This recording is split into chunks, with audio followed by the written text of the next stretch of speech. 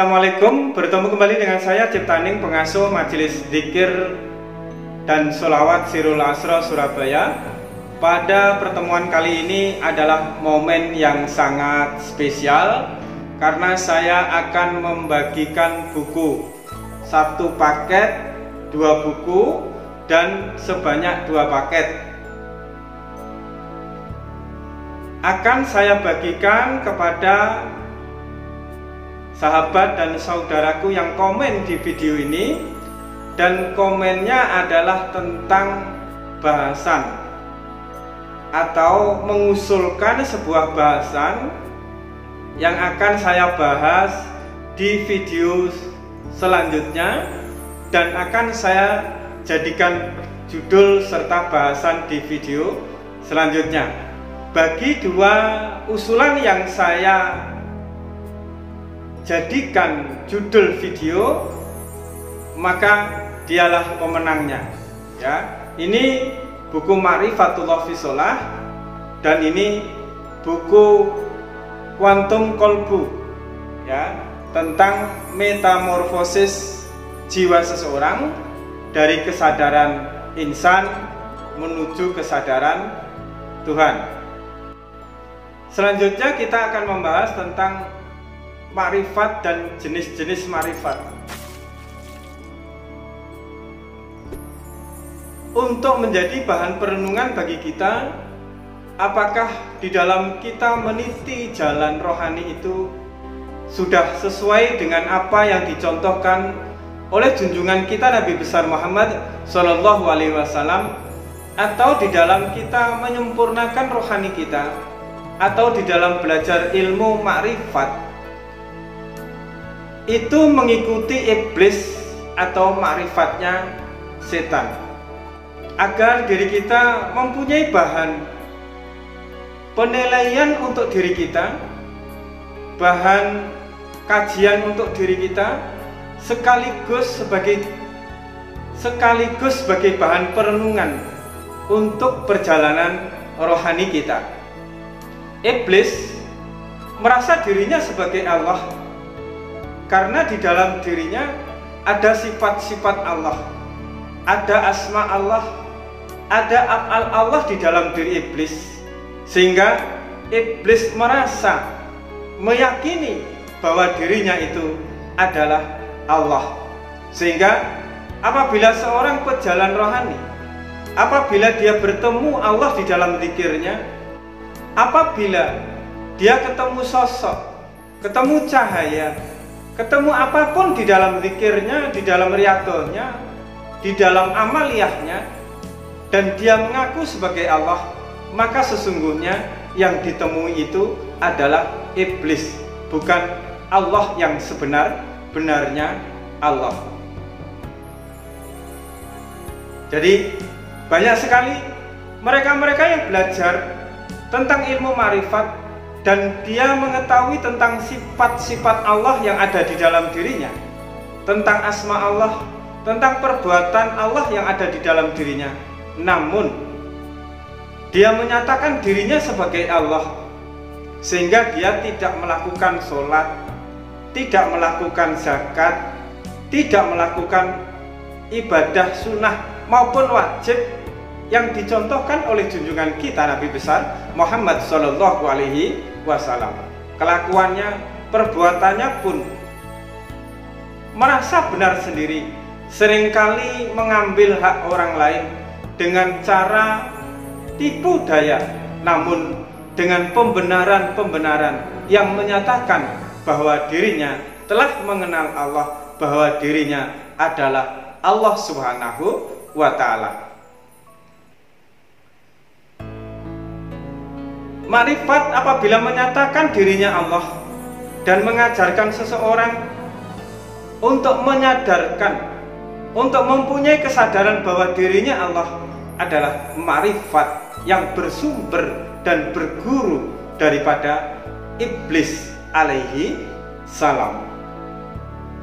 Namun iblis itu di dalam bermakrifat masih beribadah kepada Allah, masih sholat, masih zikir, masih membaca Al-Quran, tetapi segala amal ibadah yang dia lakukan hanya ingin nampak lebih mulia, hanya ingin membuktikan bahwa sesungguhnya dia lebih baik daripada keturunan anak cucu Adam alaihi salam.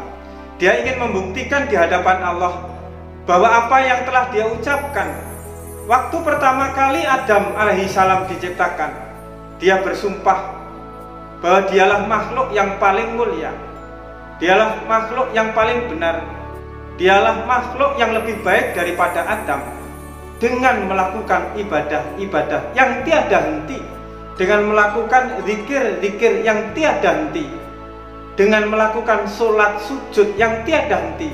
Tetapi di dalam hatinya ada keinginan untuk menunjukkan kepada Allah bahwa iblis itu adalah lebih baik daripada keturunan Adam alaihi salam. Namun bagi mereka yang belajar ma'rifat tetapi tidak melakukan muamalah syariat, tidak melakukan amal ibadah syariat, kata guru saya, guru sekumpul Syekh Muhammad Zaini bin Abdul Ghani Al-Banjari, beliau mengatakan ilmu ma'rifat tanpa muamalah syariat, tanpa mengikuti amaliyah Rasulullah SAW, maka dihukumi kafir.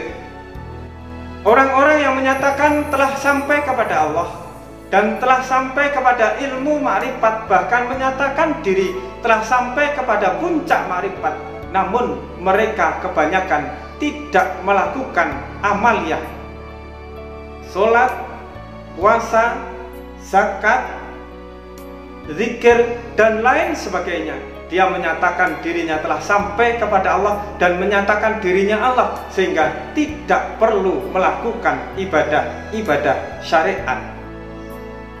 Kalau kita renungkan, orang-orang yang seperti ini jauh lebih hina daripada iblis. Iblis saja masih melakukan ibadah, masih melakukan amaliyah syariat, meskipun tujuannya ingin nampak lebih baik daripada anak cucu Adam di hadapan Allah Subhanahu wa Ta'ala. Kenapa orang-orang yang menyatakan dirinya telah ma'rifat namun dia tidak melakukan syariat, amaliyah syariat, dinyatakan sebagai seorang kafir? Karena di dalam syahadat Islam itu ada dua syahadat, asyhadu alla ilaha illallah wa asyhadu anna Muhammadar Rasulullah. Aku bersaksi tiada Tuhan selain Allah, dan aku bersaksi bahwa Muhammad itu adalah Rasulullah. Kesaksian kita kepada Allah, di mana kita telah belajar tentang sifat, tentang asma, tentang af'al, tentang zat Allah di dalam diri kita. Namun kesaksian itu tidak berhenti kepada penyaksian kita kepada Allah, namun puncak daripada penyaksian adalah amaliyah. Amaliyah yang dilakukan oleh junjungan kita Nabi besar Muhammad Sallallahu Alaihi Wasallam. Amaliyah sholat, amaliyah rendah hati, amaliyah jihadun nafs, amaliyah zikir, amaliyah zakat, amaliyah umroh, haji, sedekah, dan lain sebagainya.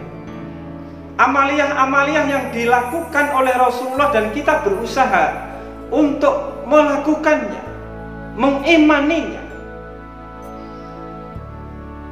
dan sekuat tenaga kita berjuang untuk melakukannya. Itu adalah bukti bahwa kita bersyahadat wa asyhadu anna Muhammadar Rasulullah, yaitu mendzohirkan syariat amaliyah daripada junjungan kita Nabi besar Muhammad Sallallahu Alaihi Wasallam di dalam kehidupan kita, sebagai bukti syahadat kita, syahadat ketuhanan kita, asyhadu alla ilaha illallah.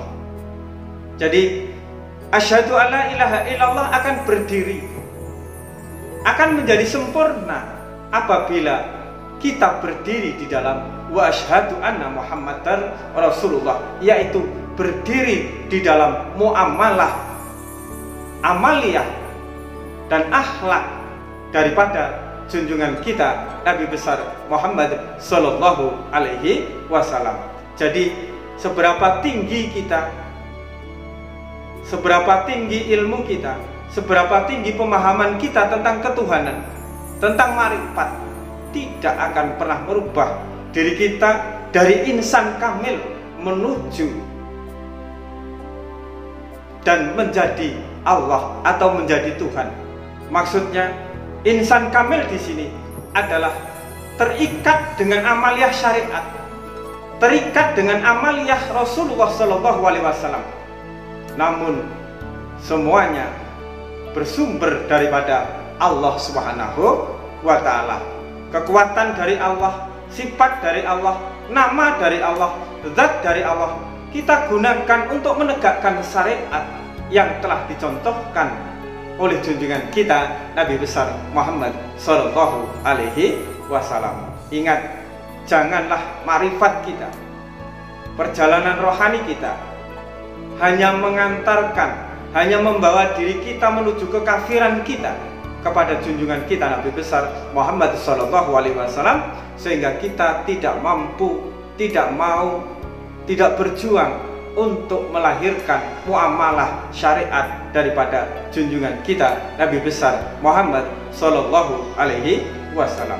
Puncak daripada syariat adalah ma'rifat, dan puncak daripada ma'rifat adalah muamalah Rasulullah Sallallahu Alaihi Wasallam, wujudnya di dalam syariat Islam itu sendiri. Cukup sekian, semoga manfaat. Ingat, komen dan usulkan judul apa yang mau dibahas tentang video selanjutnya, karena bagi komen yang saya jadikan judul, jadikan bahasan video selanjutnya, akan mendapatkan buku Quantum Qalbu dan Ma'rifatullah Fisolah, satu paket, 2 buku satu paket, dan 2 orang, jadi 2 paket isinya 4 buku. Cukup sekian, semoga manfaat. Ingat, tetap waras dan tetap fokus. Wassalamualaikum warahmatullahi wabarakatuh.